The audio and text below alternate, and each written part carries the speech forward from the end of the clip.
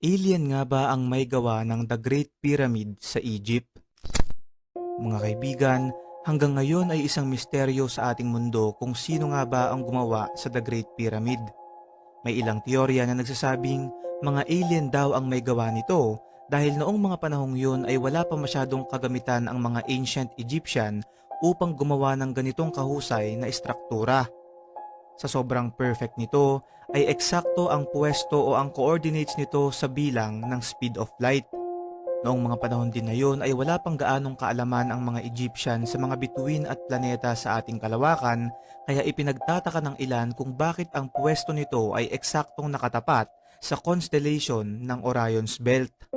May mga hieroglyphics din na nakalagay dun sa loob ng pyramid, katulad ng imahe ng mga spaceship, sasakyan at iba pang teknolohiya na alam naman natin na ang mga to ay wala pa sa ating mundo nung panahon na yun. Ayon din sa ilang historical books, ay hindi inaangkin ng mga Egyptians na sila ang may gawa dito, kaya naman kahit maraming teorya ay hanggang ngayon isa pa rin itong palaisipan sa ating lahat.